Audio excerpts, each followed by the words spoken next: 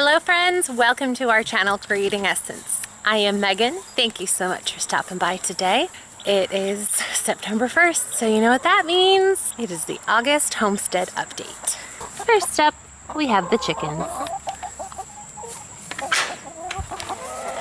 The ladies are all about 20 weeks now. And hi, honey. We're getting about 4 eggs a day. Yes, you sweet girls. So, hopefully before too long, we'll be getting 16 more eggs a day. Look at those girls over there giving themselves a dust bath. Hi. They are loving the chicken tractor. They love this roosting bar, and the cat litter boxes as nesting boxes have been really fantastic for us. Hi. Yes, if you're new to our channel, all these ladies are black sex-link chickens. This past month I did a video on what they eat in a day. I will put an iCard up in the corners and in the info box below about that. Someone put in the comments in one of our videos that this roosting bar here was a piece of crap and wasn't going to last 2 days. Well, we're going in 4 months strong, and I'm using all my strength and it's not moving. So maybe it's not as crappy as they thought. Hi girls, and these are big girls. If you know black sex links, they are half Rhode Island red, half barred rock. So they are big, heavy chickens. Hello girls. Someone asked if they damage the lawn as they go around, and the answer to that is no. As you can see, yesterday and the day before, they look a little dug up and scruffy.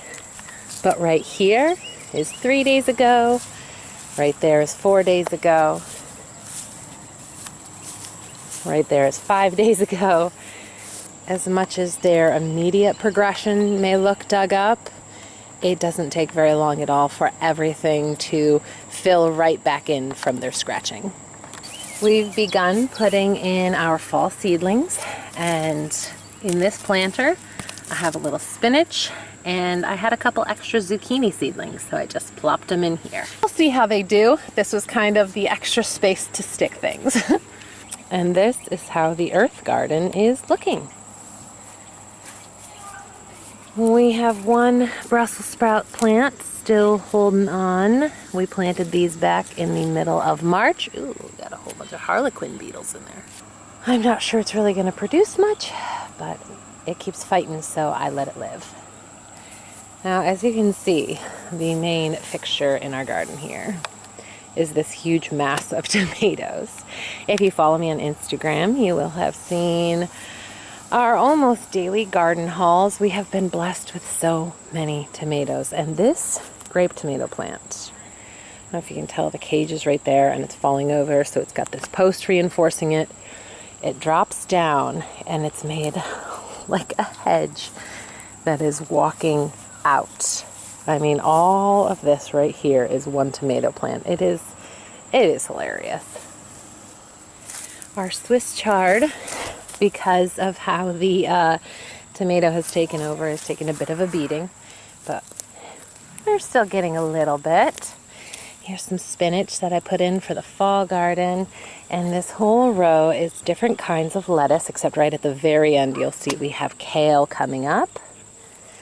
These are all different kinds of lettuces that I put in for the fall garden. Our kale was really this is our original seeding from the spring, and it was really tortured by cabbage bugs and harlequin beetles. The worms especially were terrible to it. And a friend of mine who has a beautiful homestead she's building up, and a little mini CSA that she's started up in the Finger Lakes in New York, told me about an organic product called Dipel, which has BT in it, and that was my kale's savior. It is coming back, as you can see. I mean, this is what all of my leaves looked like before, and now The new growth is looking awesome.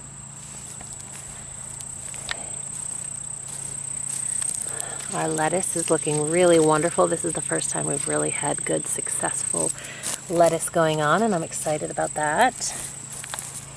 Right here, we have French radishes that we put in. This tomato plant is coming over on top of them. And then we have classic cherry bells right there. And down here is the little portion of kale. And now, this is a Titan sunflower. And from that corner to that corner to that corner, pretty much all the places that would get full sun, we planted sunflowers every 24 inches. And we've had 3 come up. I don't know what's going on, but I'm going to enjoy those 3.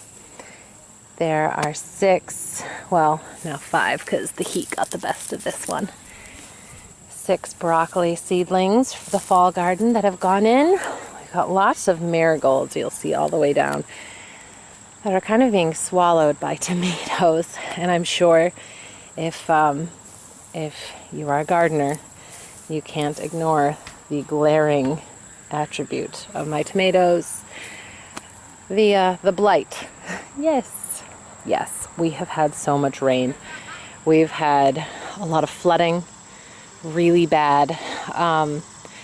But you know, the wood chip mulching that we do has helped so much. It has absorbed so much that we did not get as much devastating rot as we expected. But we do still have, things are just overwatered, and that has brought on blight. We're still getting so much productivity. As you can see, there's a lot going on in that bush, even though it's looking quite terrible in the leaves. They're growing and they're producing incredible fruit. So we're just letting them go, and whenever we have one that really is obviously done, we pull it out, take it way over there to the hugelkultur to decompose. But for now, yeah, we've got a lot of blight, but we also have a lot of tomatoes. Our basil has also been really productive. We have a few plants that are especially productive, but a lot have been swallowed up by the tomatoes in here. But we're still getting plenty. We have plenty for us and plenty to share. Right here we had our green beans and our purple beans before, and they finished for the year, so we pulled them out and gave them to the chickens, a great big mound of them every few days, and they just loved the leaves and things, and the stems chopped up easily in the lawnmower once we went over that spot. So yeah, that's how we took care of those. We have pepper plants. Our jalapenos have done especially well. If you've seen me on Instagram, which is always linked in the bio, you know jalapenos have been abundant. And we've had plenty to use, plenty to can, plenty to share. But as you can see, just like with the basil, the tomatoes have done so well that they have choked out a lot of the peppers. But we have a few that are doing really well here, a few that are just trying to survive here, but we still have peppers. We have nasturtium through here, a lot growing in there. They have been beautiful and tasty. These are 2 volunteer tomato plants that came up partway through the year that we caged to support them and protect them from little feet walking through. And they're producing. This is an Amish paste tomato, which we planted last year but not this year. And this is a tumbler cherry tomato that, again, we planted last year but not this year. And both are giving us lots and lots. These are the other 4 zucchini plants for the fall garden that just went in. We've had some pretty hot days lately, so we've had to come out and water them a couple times a day because they get pretty droopy being such baby plants in the 100-degree weather. We have Savoy cabbages in here for the fall garden. And we have Rafaela zinnia here. She loves them. They are such a huge pollinator attractor. So many butterflies in here all the time. Our cilantro didn't do much, but if you can see in between the cilantro plants, we have spinach coming up because I wanted to let the cilantro go to seed so I can collect that. So I didn't uproot it, I left it and put in spinach seeds. Just a couple more Savoy cabbage.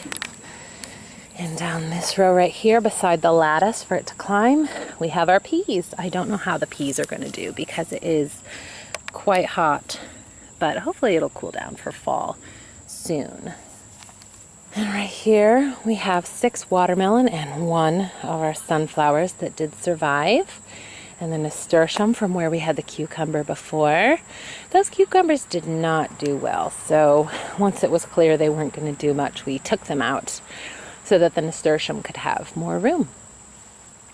We have 6 cauliflower seedlings, or broccoli. I can't remember if those are broccoli or those are broccoli. But we have 6 watermelon, and we wanted to leave them all this space over here up to the Savoy cabbage to do their walking, and we'll just train them this way.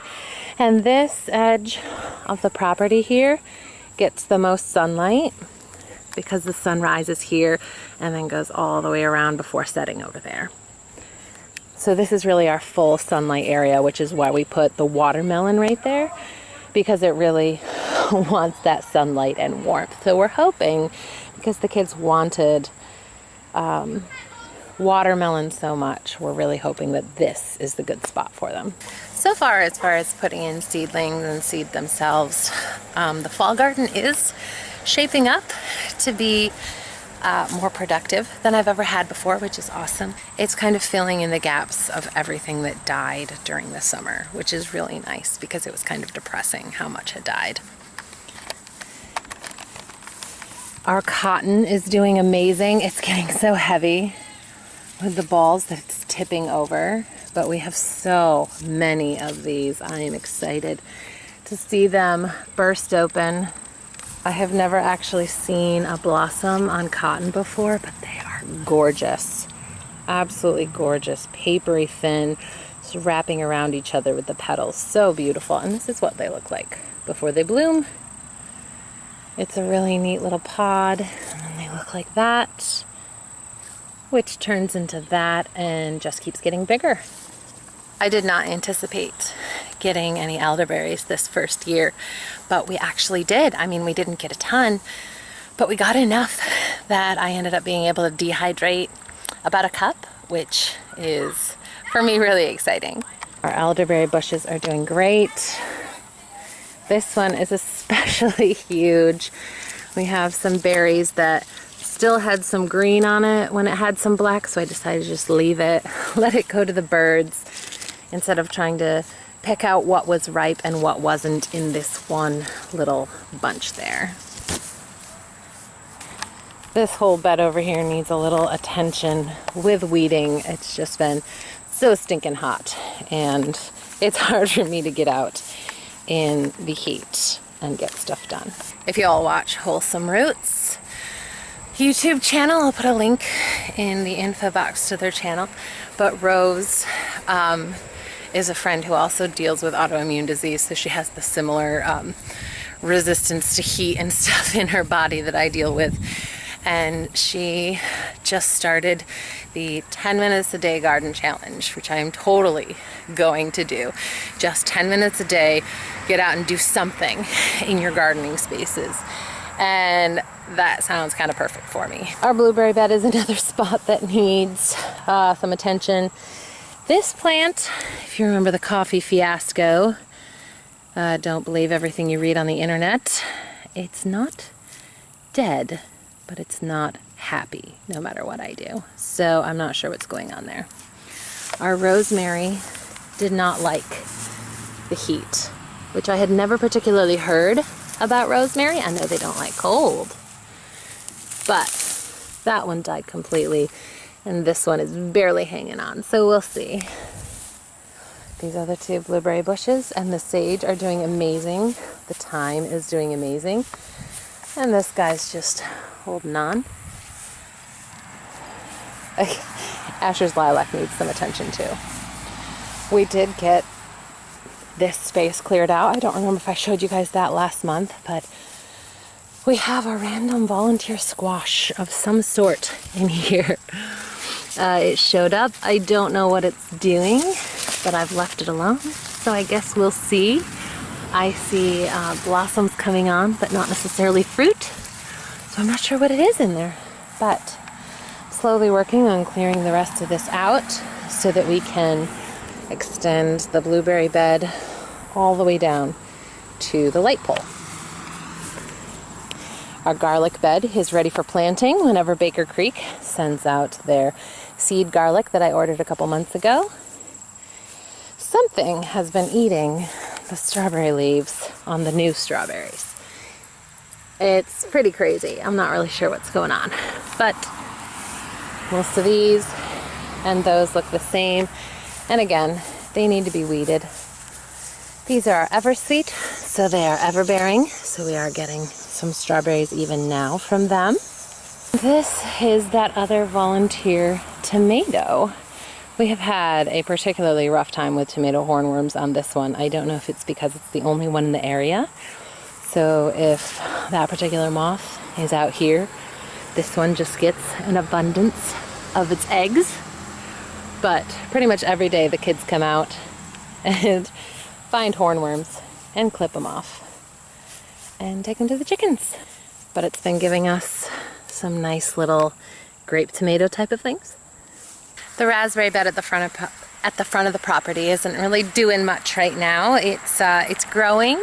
The raspberry canes are growing, but all the other produce that we had growing in the spaces in between are done now. But the raspberries are kind of trying to flop over. They're getting so tall, so I really need to lattice that. I'm just kind of looking into the best method and stuff like that, because we do want to do an identical raspberry bed going the entire length of our property on the other side, and we would trellis it identically. Did I say lattice before? I meant trellis. So I need to figure out what method I want to use for that. But I think that's it. That's what's been going on with our homestead this month. That's what it looks like today, September 1st. If you are gardening, I would love to hear how your garden is going. If you are on Instagram, follow us. We are creating Essence there as well, and we show a lot of our gardening and stuff there. And I would love to see what you are posting on Instagram as well. If you're putting in a fall garden, let me know what is going on in your fall garden too. If you like this video, give us a thumbs up and subscribe for more videos like this. Bye-bye, friends.